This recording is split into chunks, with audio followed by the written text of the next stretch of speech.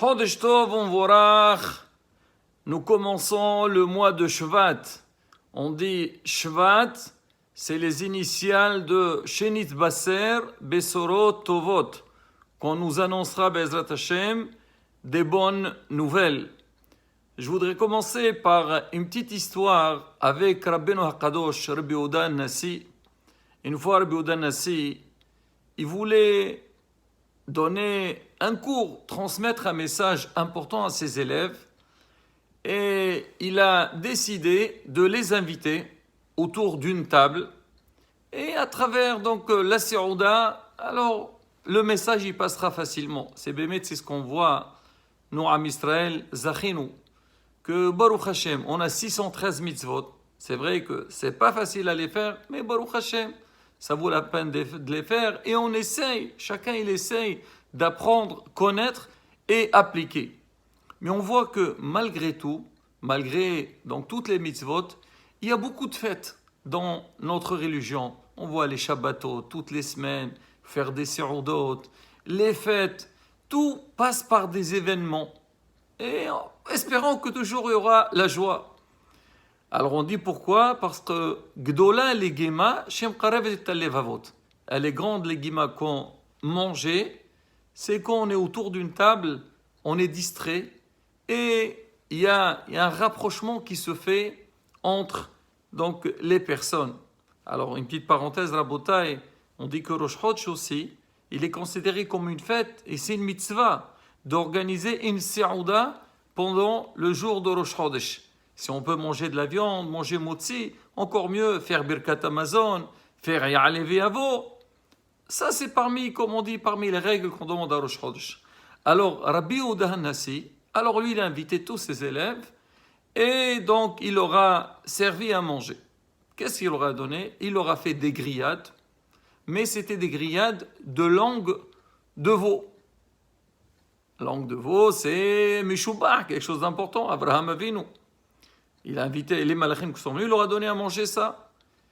Et il leur a dit, allez-y, chacun il prend ce qu'il veut. Libre service. Il y avait du shefa. Il était connu, il est très riche. Et tous les élèves, quand ils sont partis, chacun il a pris sa fourchette, il a commencé à piquer pour voir donc les langues qui sont tendres.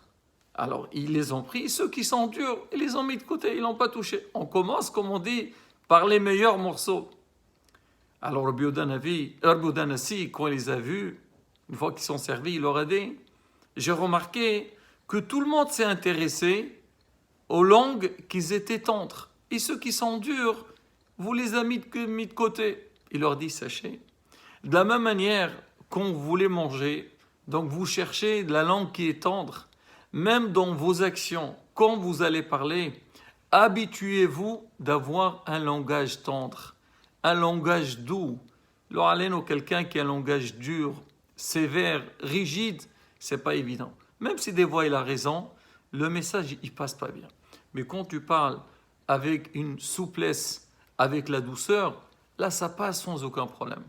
Et donc notre parole, elle a une grande importance au niveau de l'éducation et aussi dans la société. Rabotai, on le voit, que ce soit avec notre entourage, dans le foyer, entre l'homme et la femme, l'éducation de nos enfants. C'est différent quand tu vas parler avec un enfant avec un langage doux, il est plus attentif à t'écouter. C'est vrai que de temps en temps, il faut lui montrer que c'est pas comme ça qu'il faut se conduire, mais quand il sent une certaine tendresse, là, il est intéressé de t'écouter. C'est pareil aussi quand tu te trouves dans un endroit où peut-être on va te demander de faire certaines choses, on te donne des ordres, alors le langage, il a un grand rôle pour réussir à faire passer le message. C'était le message de Rabbi Yehuda Nassi à ses élèves. Il leur a dit, apprenez, habituez-vous, rappelez-vous toujours donc comment vous avez cherché à apprendre les langues douces, qu'ils étaient tendres, alors vous aussi vous devez parler de la sorte. On raconte une autre histoire. Il y avait une fois un homme hacham, un homme riche, il a pris un berger pour qu'il travaille chez lui. Alors, à midi, Alors il lui a dit, donc prépare-moi à manger. Alors le berger, il a dit à son maître, il lui a dit, qu'est-ce que vous voulez manger? Il a dit, écoute, Baruch Hashem, on a un grand troupeau, alors je voudrais que tu me prennes les meilleurs morceaux de la bête et tu me les donnes à manger. Très bien. Alors le berger, il a entendu ce que son maître il lui a demandé et il a pris le cœur et la langue, il les a cuits, grillés, il lui a servi à manger. Alors le maître, quand il a vu le plat servi, il a dit, ah Baruch Hashem. Donc mon serviteur, c'est quelqu'un qui comprend. Voilà, il a donné la langue, ce qu'on vient de dire. Abraham Avinu, il a donné à manger aux malachim des langues, parce qu'on dit c'est le membre le plus méchoubah, le meilleur membre donc de la bête. Et le corps aussi, pour ceux qui savent manger un petit peu. Là le cœur aussi, donc c'est un morceau qui est important. Alors le lendemain, alors le maître, il dit encore une fois à son serviteur, il dit, écoute, aujourd'hui, je voudrais que tu me prépares un plat avec les morceaux les plus mauvais de la bête. Il a dit, pas de souci. Alors, le maître, il s'assoit, il attend qu'on lui serve, et le serviteur, il lui amène une langue et le cœur. Là, le maître, il comprend rien. Il a dit, écoute, hier, quand je t'ai dit, je veux les meilleurs morceaux, tu m'as servi le cœur et la langue, j'ai dit, ça va. Mais maintenant, ceux-là, c'est les mauvaises, comment c'est possible? Il a dit, écoutez, monsieur maître, vous savez, la langue et le cœur, ça dépend comment ils sont utilisés. Quelqu'un qui a un bon cœur, comme on dit un cœur blanc, il est prêt à pardonner, il est indulgent avec les autres. Il n'y a pas mieux que lui. Donc le cœur, c'est lui, comme on dit, la source, le moteur. Mais le haleinu, si quelqu'un, il est cruel, comme on dit, il a un cœur dur, méchant, le haleinu, c'est le pire.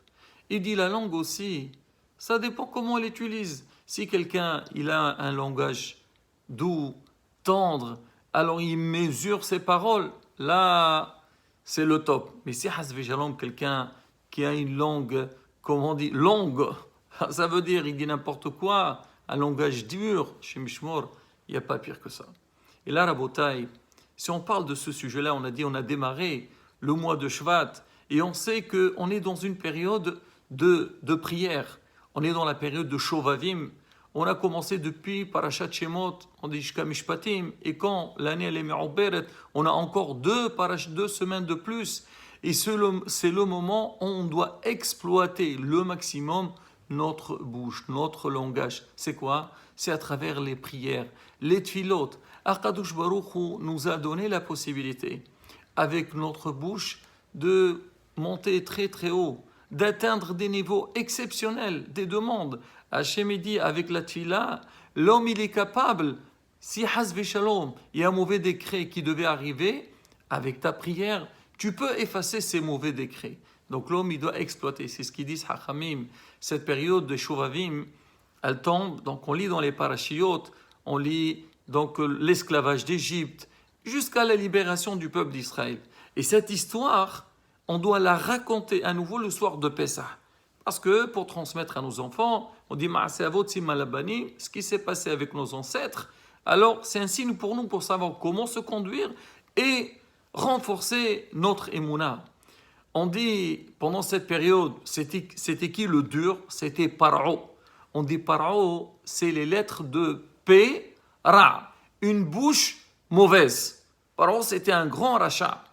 Et on dit, on va jusqu'à quand? On va jusqu'à Pessah. C'est quoi Pessah? Pessah. Une bouche qui parle, qui dit des belles paroles. Ça veut dire le travail qu'on doit faire pendant cette période, c'est que pendant cette période de Shuavim, depuis le début, essayer de faire, comme on a dit, le Tehilim, l'Imoud Torah, faire attention à ce qu'on dit. On dit les Nedarim, les vœux, tout ce qu'il y a avec la bouche. Alors on dit faire attention. Sur merav asetov, éloigne-toi du mal et fais le bien. Et Bezrat Hashem, quand on travaille sur ces points-là, on verra une très grande Yeshua. De plus, Rabotai, on sait que pendant le mois de Shvat, il y a aussi la fête de Tu Bishvat. C'est quoi la Tu Bishvat? On dit Rosh Hashanah La'ilanot, la fête des arbres. Qu'est-ce qu'on fait pendant cette fête-là? On essaye d'amener les fruits, tout ce que vraiment, on fait une belle fête. Mais surtout, essayer de faire des brachot, des bénédictions pour Akadosh Baruch Hu. Et c'est quoi la bénédiction? On prie Hachem. On dit, est-ce qu'Hachem a besoin de nos brachot? Hachem, c'est lui le patron. Il a besoin d'eux, il n'a pas besoin. Mais on dit, quand la personne, elle va faire les brachot, elle remercie Akadosh Baruch Hu, c'est grâce à ça qu'Hachem il va nous donner toute l'abondance. Comme on dit, Wa avaracha mevarachecha. Akadosh Baruch Hu il a dit à Abraham Avinu, je bénirai celui qui te bénira.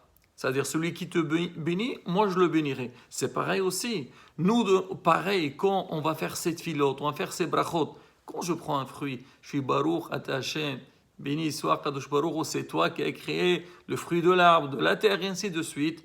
Donc je suis reconnaissant. Hashem, c'est toi le patron, c'est toi qui donnes. De la même manière que tu as donné jusqu'à maintenant, tu continueras aussi Bezrat Hashem à nous donner. Et Rasson, Shakash Baruch Hashem de Balkot Shemo, qu'on a donc cette bonne réflexion et comprendre que tout ce qu'on possède, ça vient de la part d'Akash Baruch Hu. Et quand Hashem y voit qu'on part avec ce chemin-là, Bezrat Hashem, on aura toutes les bénédictions. Hashem, Yahadesh Alenu, Hodesh Tov Umvorach, Venizke, Lekol Aishorot, Amen, Ken Yeher Rasson.